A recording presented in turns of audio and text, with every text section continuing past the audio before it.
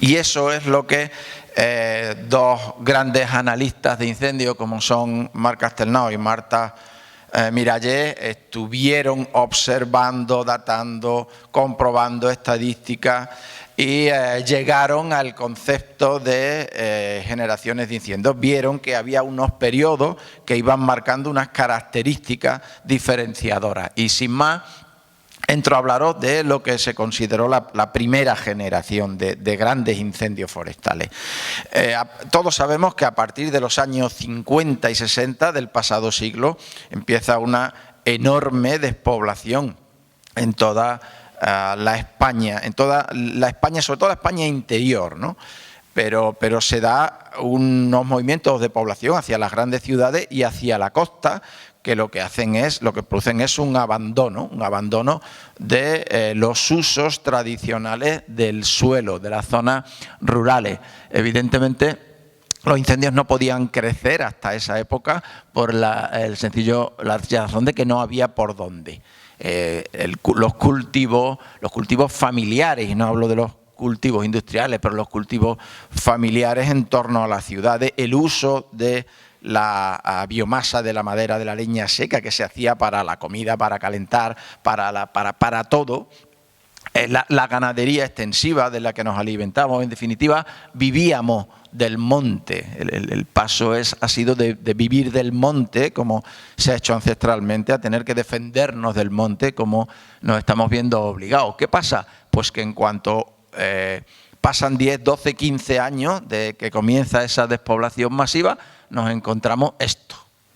Nos encontramos que el monte recupera lo que es suyo, que se asilvestran las zonas abandonadas, todo lo que el hombre abandona su uso intenso, se asilvestra, el monte lo recupera, y al recuperarlo, lo que ocurre es esto: zonas por las que antes el monte los incendios no tenían ninguna posibilidad de pasar, pues ahora son perfectamente transitables por el fuego. Los incendios en esta primera generación, estamos hablando ya de los años 70, sin que sea estanco, pero me gusta ubicar esto en el tiempo, y esta primera generación es claramente de los años 70. Los años 70, los incendios por primera vez se pueden hacer grandes y se hacen grandes. A modo de ejemplo, y son datos de la FAO, España o la península ibérica está forestando, se está aumentando su superficie forestal en 118.500 hectáreas de media al año, lo que ha supuesto que en 100 años se haya duplicado. 100 años es un periodo, ecológicamente hablando, muy pequeño, y sin embargo la superficie forestal peninsular se ha duplicado. En los últimos 100 años la sociedad que ve en los telediarios los incendios piensa que nos estamos quedando sin superficie forestal. Después de un incendio esa superficie sigue siendo forestal y en muy poco tiempo en nuestras latitudes ha regenerado, luego sigue siendo forestal.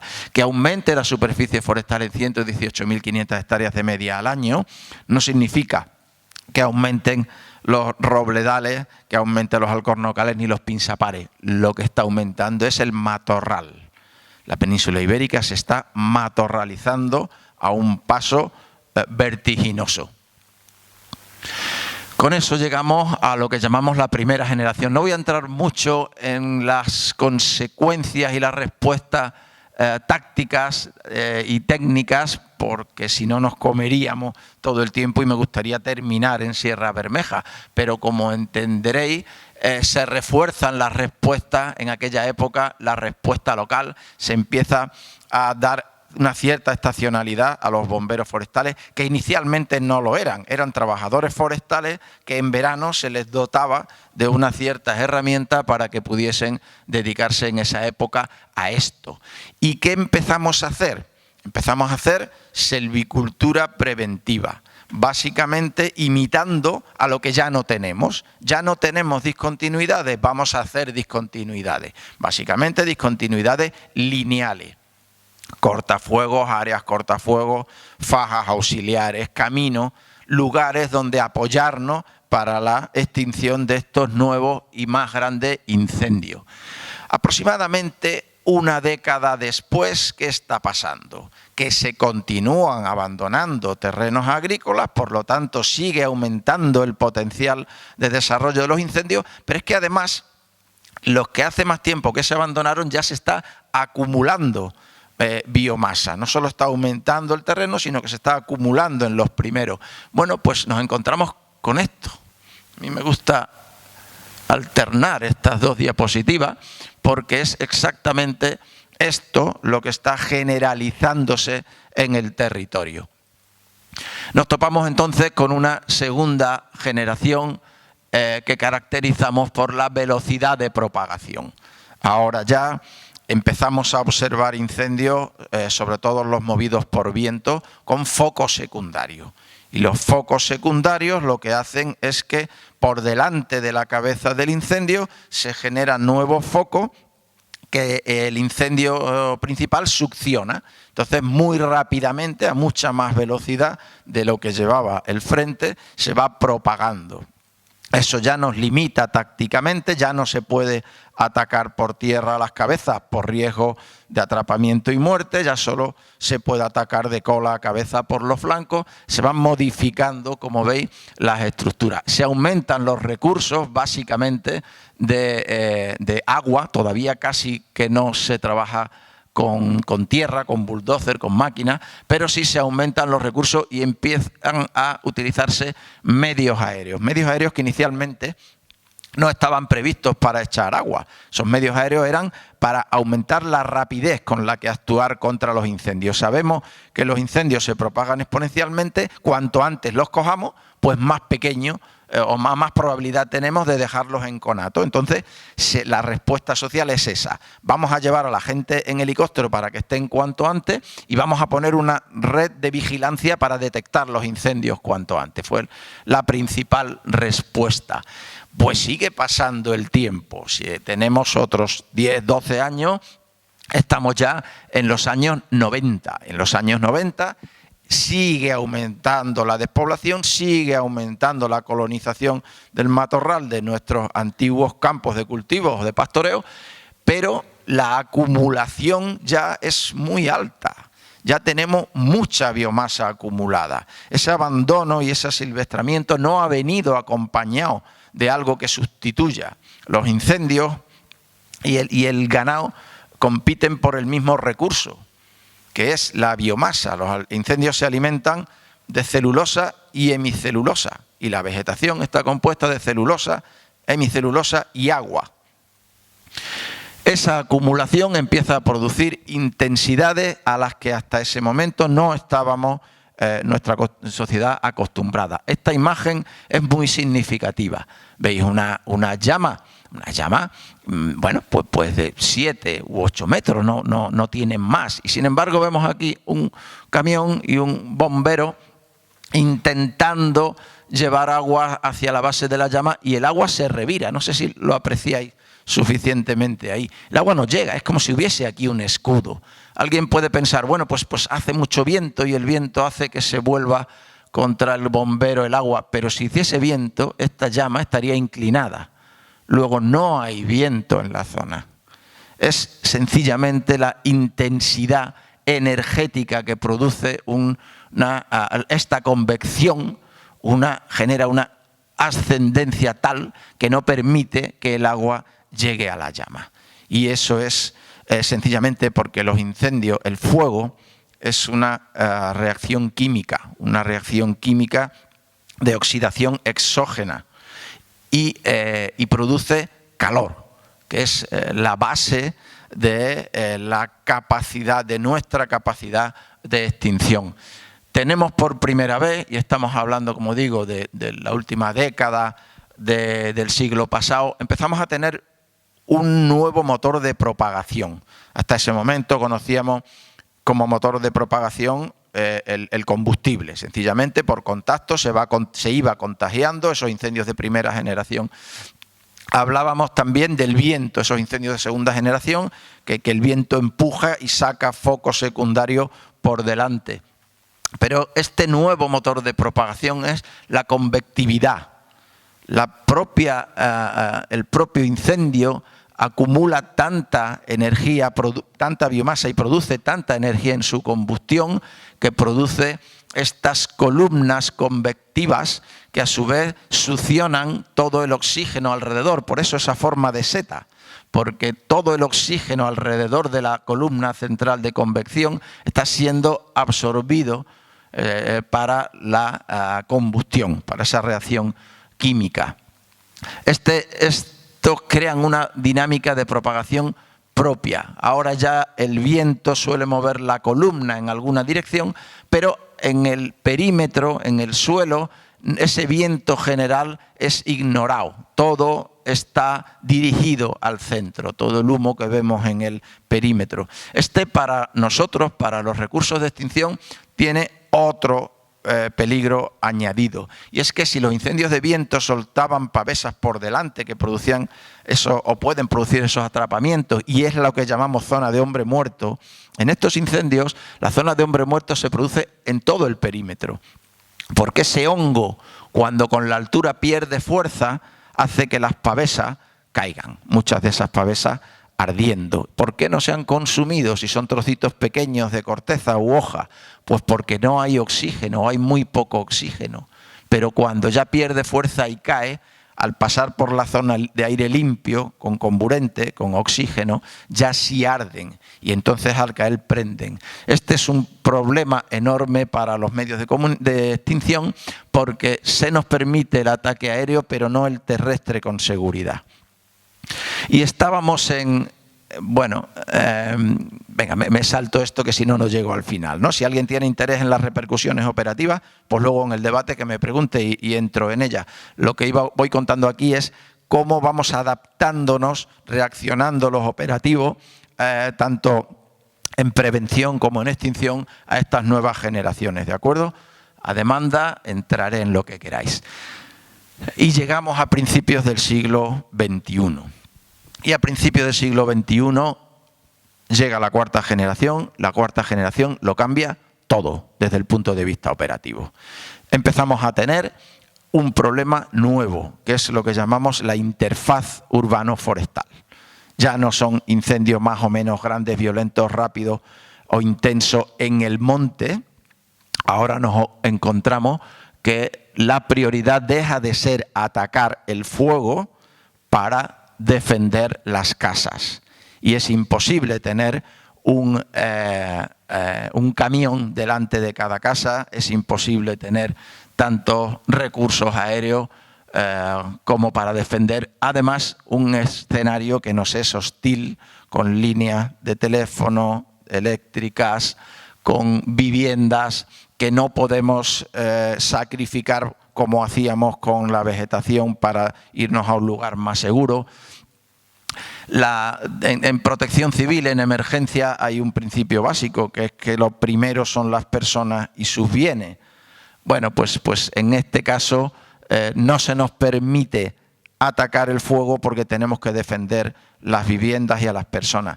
Y cuando alguien defiende, solo puede perder o quedarse como está, pero no puede ganar. Quiero decir que si nos dedicamos a salvaguardar los bienes y las viviendas y las personas, el fuego campa a sus anchas y pasa a otro valle y probablemente a otra urbanización.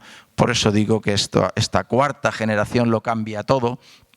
Aquí tenéis Valparaíso en Chile, que es otro de los lugares donde la interfaz es un enorme problema. Aquí no se contabilizan las hectáreas de monte, sino las hectáreas de casa quemadas. Bueno, avanzamos un poco más, ya estamos en torno a la segunda década de este siglo y empezamos a darnos cuenta de que los grandes incendios empiezan a simultanearse. Y el gran problema de la simultaneidad es que colapsa los operativos de extinción. Ninguna comunidad autónoma, que recordemos que son las competentes en incendios forestales, el Estado no tiene competencia en gestión de incendios forestales, solo apoya a las comunidades autónomas. Ninguna comunidad autónoma tiene recursos económicos en sus presupuestos para crear y mantener operativos completamente autónomos en la extinción de los grandes incendios, y mucho menos si se producen en grandes áreas de forma simultánea. Recordaréis esta imagen satelitales de Ofelia, recordaréis situaciones francamente graves, porque cuando llega a la península las situaciones meteorológicas extremas no lo hace en un punto o en dos, lo hace en grandes áreas.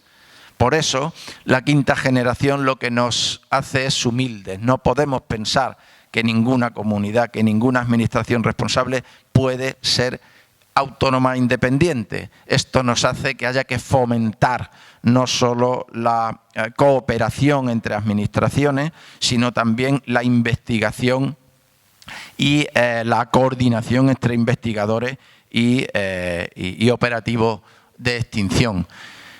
Y en eso estábamos cuando llega el 2017. Si antes íbamos a un ritmo de una generación por década, nos encontramos que en esta segunda década del siglo XXI ya vemos al principio una quinta generación, pero llega el 2017, el fatídico 2017. 2017 vuelve a cambiar todo en el espectro de incendios forestales. Ya lo había hecho la cuarta y ahora llega la sexta. La sexta generación se observa por primera vez en Pedrogao. Se observan unos cambios nunca antes vistos, unas situaciones que no se habían observado antes. En el año 2017 en Portugal mueren por atrapamientos por fuego 119 personas. En este primer incendio que se produce en junio, porque paradójicamente los dos grandes episodios de incendio de 2017 se producen fuera de la época de peligro alto, uno se produce en junio y otro en octubre. Los incendios empiezan a perder estacionalidad, ya habéis visto en Urdes hace 2 semanas, fuera también del alto riesgo, les cogió con el operativo bajo mínimo. Ya se acabó eso de los incendios son en verano.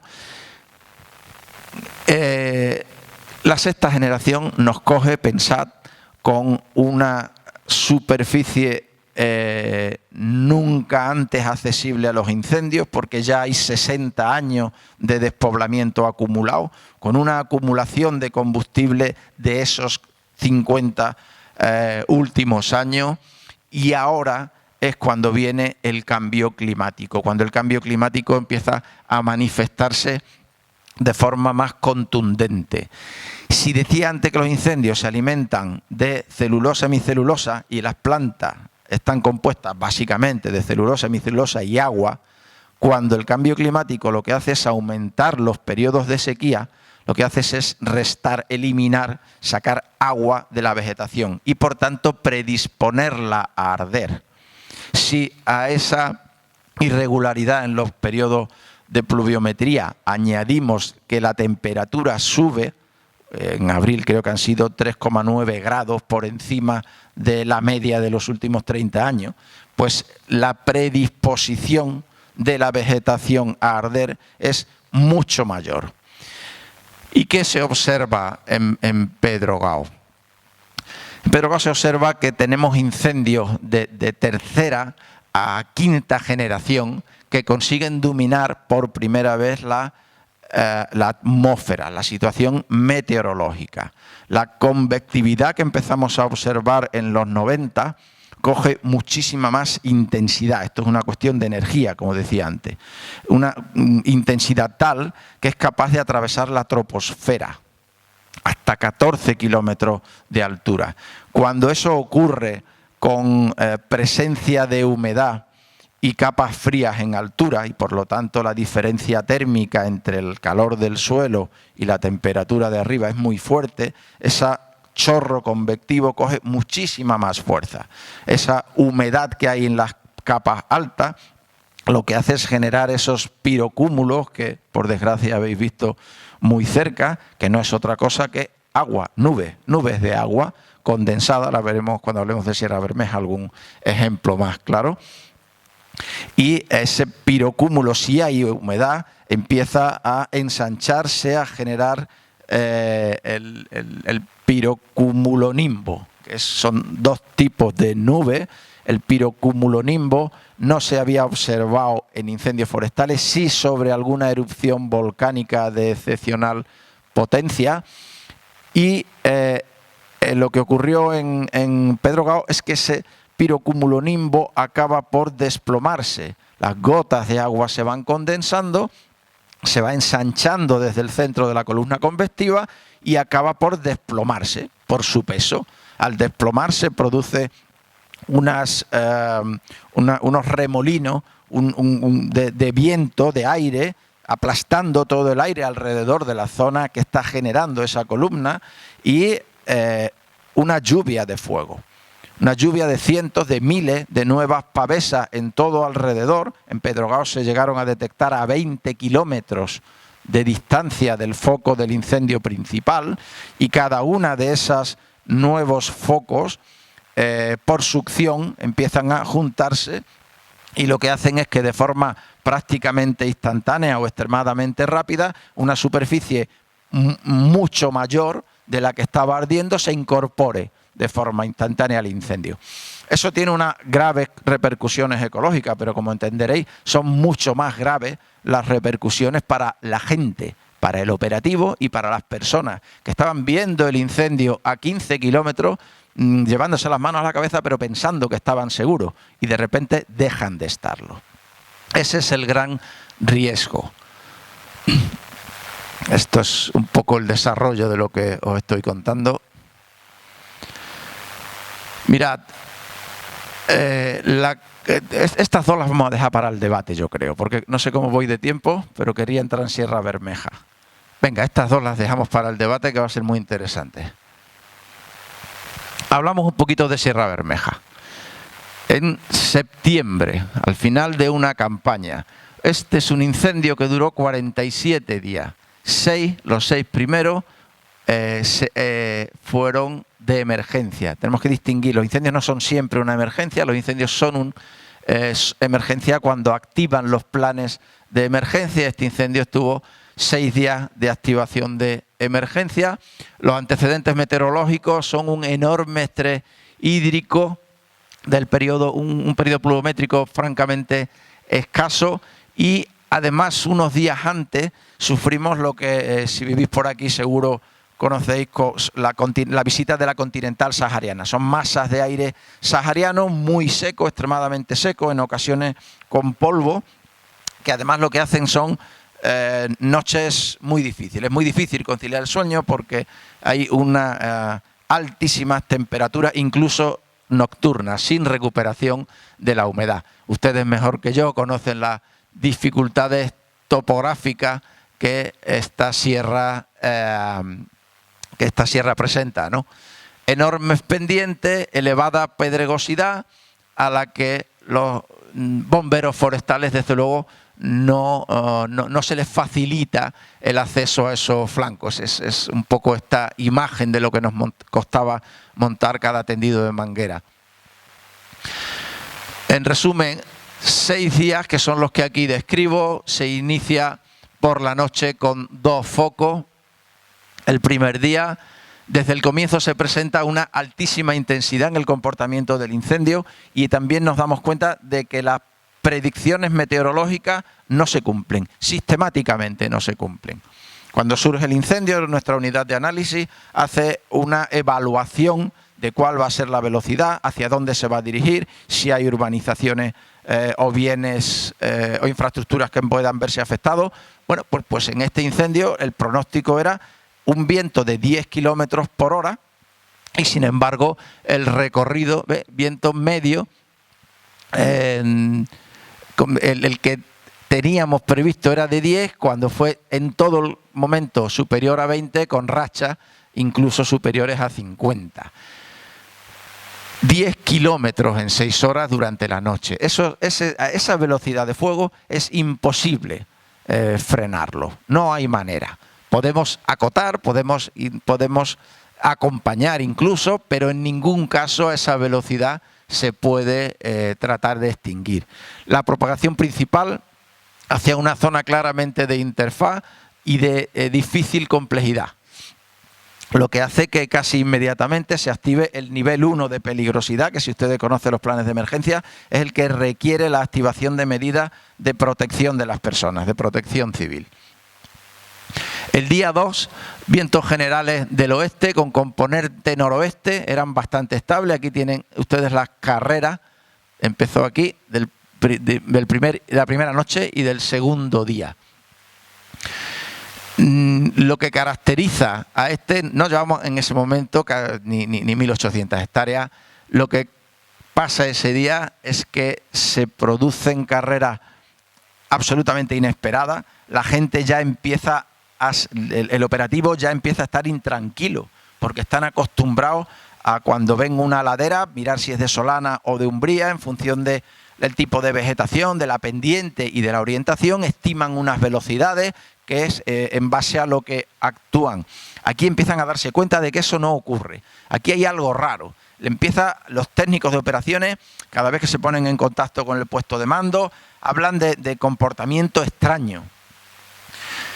Bueno, por desgracia, nuestro compañero Carlos pues fue la primera persona que sufrió las consecuencias de eso raro que había en el ambiente, y es sencillamente una ladera que ardió con muchísima más velocidad de la que la gente, incluso la gente experimentada, pues podía imaginar. Atrapamiento con resultado de muerte y el consecuente desánimo de los profesionales que están trabajando en el incendio y de sus familias que están en casa llamándole porque ven que hay algo raro, que el incendio es especialmente difícil y puede ser muy complicado. El tercer día, el 10 de septiembre. El 10 de septiembre, esos pirocúmulos que el día 9 ya habían empezado a manifestarse, empiezan a generarse sistemáticamente y de forma paralela. En cada uno de los valles, en cada uno de los barrancos, hay tal acumulación de combustible, está tan seco y hay tal tirón atmosférico, hay tanta diferencia entre el calor del suelo y la temperatura más fría de las capas altas de la atmósfera, que observamos esa creación en paralelo de pirocúmulos, algo verdaderamente extraño, poco visto. La inestabilidad atmosférica, o sea, esa diferencia entre temperatura, a partir de las 11 empieza a ser extremadamente notoria, tanto que lo que hacemos es monitorear los pirocúmulos. Nosotros tenemos aviones de coordinación que les pido desde abajo, ya me había hecho yo cargo del incendio este día por la mañana, les pido desde abajo que me estén controlando constantemente la altura de la capa de estabilidad, que es la base del pirocúmulo. Ese pirocúmulo, esa capa de estabilidad, que también veremos en alguna fotografía, que básicamente es esa capa iba subiendo a medida que avanzaba el día. A partir de las 2 de la tarde, el pirocúmulo, o los pirocúmulos, porque eran varios, se han unido y empiezan a desarrollarse el pirocumulonimbo. Empiezan a ensancharse y a fortalecerse. La columna convectiva es el nuevo motor de propagación. Había bastante viento, pero el incendio ignoraba el viento, es lo que os decía. En todo el perímetro, cuando lo sobrevolábamos, veía que todo el humo iba hacia adentro. No había humo que se dirigiese hacia afuera. Todo el humo del perímetro iba hacia adentro, chupado por la columna convectiva. De tal manera que a las 2:15 bajo del helicóptero y tomó una decisión que no se había tomado en España y que sabía que era complicada, pero tenía el precedente de Pedro Gao. Y di la orden de retirada de todo el personal de tierra.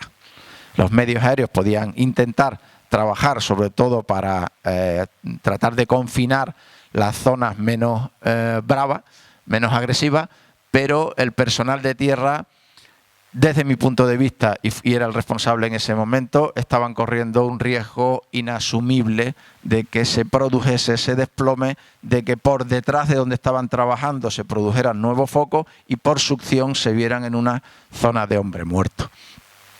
Lo que hicimos fue, y creo que hay una fotografía que lo muestra, bueno, aquí me estaban pidiendo la UME, como ustedes saben, por todas las redes sociales, la UME, que venga a arreglarlo la UME. Bueno, nosotros teníamos en ese momento 557 bomberos trabajando en la zona, lo que suponía el 21% del operativo. Me quedaba todavía un 79% de personal que podía incorporar. ¿Y por qué no traía más? Porque no cabía donde meter más gente. El caso es que esta imagen es interesante porque muestra el comienzo del disipe. Una vez que el pirocúmulo se desarrolla, hay dos posibilidades: o que se cargue más y desplome, o que por los bordes se vaya deshaciendo, que es lo que definitivamente y por suerte para todos nosotros ocurrió. Bueno, pues en el momento en que vemos que eso empieza a ocurrir, empezamos a incorporar gente por esa zona, por las zonas donde entendemos que el riesgo empieza a ser asumible. Recuperamos las posiciones y a última hora de la tarde se confinaron varios de los sectores más problemáticos, que tenían más posibilidad de contagio al resto de los valles, ¿no?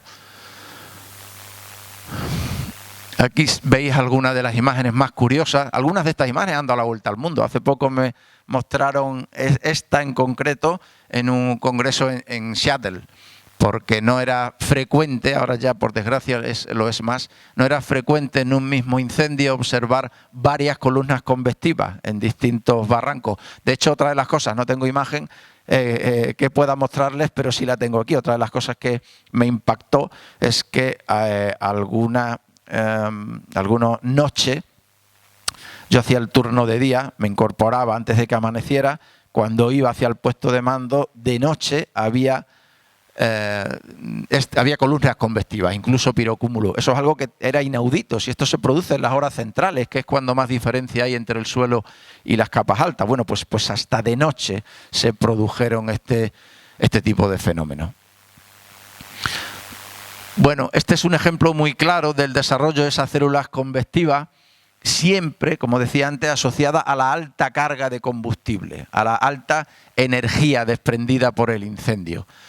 Se puede apreciar aquí el estancamiento del humo, que es esa capa de estabilidad. El humo sube y se queda aquí. Al final la columna convectiva, la fuerza de la columna convectiva rompe esa capa de estabilidad y por encima se condensa el agua. O sea, digamos que hasta aquí es humo, a partir de aquí es una nube de agua. Eso es lo que llamamos ese pirocúmulo. Recordarán que la noche del cuarto día, ya en 11 de septiembre, cuando estábamos empezando a ser optimistas porque teníamos bastante sellado en este incendio, durante todo este tiempo no tratábamos de extinguir, eso era imposible, extinguir ese incendio. Tratábamos de confinarlo, de ahogarlo, de evitar que pasara a nuevos valles y que acabara de consumirse aquello donde no podíamos entrar, ¿no? Entonces éramos bastante optimistas cuando nos fuimos a la cama ese día, los que nos fuimos, que sabéis que nosotros nos turnamos en turnos de 12 horas, pero al levantarnos supimos que del flanco este había saltado una pavesa y había generado un nuevo incendio, además bastante separado, incluso atravesando un valle que había ardido en julio, hasta que esos dos incendios, de nuevo por succión, porque compiten ambos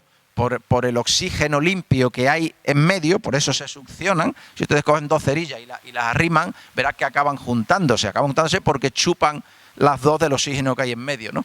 Pues por ese fenómeno acabaron de nuevo uniéndose y claro, entonces ya el incendio volvió a reactivarse, no el incendio principal, sino el nuevo foco que había en la parte norte, lo que nos obligó pues a la protección de otros de los municipios situados en la zona. ¿Qué ocurre el quinto día de los 6 que estoy describiendo?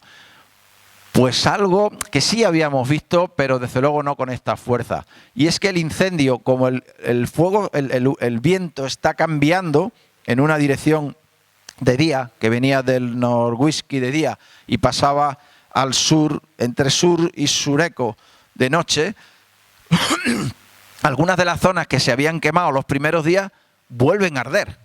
Es lo que llamamos potencial de retorno. Zonas que se habían dado por terminadas, estaban solo siendo vigiladas, vuelven a incorporarse al incendio. Eso es porque los primeros días pasó con tanta velocidad que el fuego no terminó de consumir la vegetación. Y además está más seca, más predispuesta. Lo que sí hizo los fuegos del primer día fue eliminarle toda la vegetación. Bueno, pues este fuego del quinto día pasa de nuevo y se produce esa nueva quema sobre las zonas que tenían un mayor potencial de retorno. Aquí tenemos un incidente aéreo con una de nuestras brigadas y es que estos son los famosos Super Puma. Esto lleva 19 brigadistas y un técnico. Es un helicóptero de gran capacidad, unos 2.500 litros aproximadamente de capacidad de descarga. Se acercan a una zona del flanco oeste para trabajar y les falla una pala por el terreno y toca, ahí se ve el pino, ¿no? Esta ala toca esa pala toca con ese pino y tienen un sustillo después de que habíamos perdido a un compañero 2 días antes. Recordarlo, pensar en el estado de ánimo de la gente. Bueno, pues por suerte esta gente salió ilesa, algún pequeño esguince cervical, y le ofrecimos que se retiraran del incendio. Les faltaban casi 3 horas de trabajo y decidieron que no, que habían ido a hacer un trabajo, que estaban bien y que seguían trabajando. Y esas cosas hay que agradecerse a la gente, eso muestra profesionalidad, ¿no? Eso es un susto de narices. Y sin embargo ahí siguieron. Bueno, pues para proteger ese helicóptero, porque el incendio seguía progresando, se mandó un bulldozer a que limpiara toda la zona de alrededor por si acaso el fuego llegaba. Y llegó. Esto se ha quemado por radiación. Ha sido el fuego de esta zona, que era un latizal joven, lo que hizo que el fuselaje se derritiera completamente. Quedó como ustedes lo están viendo ahí. Un helicóptero me parece que eran 15 millones de euros lo que costaba o algo así. Bueno, el último día, como algún dibujante puso, pues nuestro compañero, quiero pensar que nos echó una mano y llovió. Y también de forma absolutamente extraordinaria pasamos de un incendio activo a un incendio controlado sin pasar por la fase de estabilizado. Pudimos saltárnosla y directamente pudimos darlo por controlado gracias a esa lluvia, nunca mejor dicho, caída del cielo. Este incendio fue muy importante para la sociedad española, fue muy importante para la clase, para los técnicos de extinción y en general para la sociedad española, sobre todo porque removió a la clase política. Se dieron cuenta de que lo que veníamos diciendo hace 10 años, que esto estaba cambiando, que había que adaptarse, que había que adaptar las políticas preventivas, que había que adaptar la gestión forestal, que lo que necesitamos es no más helicópteros, no más aviones, no más ordenadores. Necesitamos que se gestione el monte para que los incendios que surjan los podamos acometer. En el debate mostraré esas tablas que me he saltado antes, pero son muy significativas. Eso es lo que necesitamos. De verdad que no quiero más helicópteros. Quiero un montes gestionado y que cuando quemen podamos atenderlo, sean susceptibles de poder atenderlo. Bueno, esto es una muestra de nuestro sistema de manejo de emergencia y es una de las pocas veces que en Andalucía nos hemos visto obligados a desplegarlo íntegramente. Esto es un sistema que se despliega y se repliega de forma modular en función de las necesidades. Sierra Bermeja, es verdad que en Almonaster lo habíamos hecho ya, en Almonaster ya se había desplegado completamente y un año después tuvimos que volver a hacerlo en Sierra Bermeja y un año después hemos tenido que hacerlo en Pujerra. Y esto viene a decirnos que los incendios están cambiando, que tenemos incendios cada vez más complicados, más intensos, más grandes y más desestacionalizados. Eso obliga a una reflexión en foros como estos, en foros técnicos, científicos y políticos. Los incendios ya no son una mera perturbación ambiental, son un grave problema de protección civil en primer lugar y medioambiental en segundo lugar. Sierra Bermeja fue muy probablemente el incendio más complejo de Andalucía hasta ese momento y sin duda el incendio que concentró más ciencia de los que hasta ese momento habían ocurrido. No tengo mucho tiempo, si luego surge os daré alguna anécdota, pero por ejemplo hicimos sondeos de la atmósfera con globos sonda desde aquí. Eso no se había hecho nunca en incendio. Tuvimos que recurrir a los GRAF, a unos compañeros de la Unidad de Análisis de Incendios de Cataluña, que vinieron y se hicieron sondeos para estudiar el perfil vertical de la atmósfera, en fin, y algunas otras anécdotas interesantes. Pero claro, hay que destacar también la enorme, ingente solidaridad que sentimos desde el Infoca con toda la comunidad de vecinos de toda la comarca. Tuvimos que poner a dos personas, a dos voluntarios a gestionar la cantidad de alimentos. Los niños nos hacían visitas, en el colegio nos hacían pintura. Esto ayuda. Puede parecer que no, pero a gente como nosotros, que habíamos perdido a un compañero en un incendio, que seguía muy activo, que seguía muy agresivo, el sentir el apoyo de la sociedad, sobre todo del entorno, esto ayuda mucho, devuelve fuerzas, motiva al personal. Y con esto, hasta que nos sentemos a debatir, pues termino. Muchas gracias.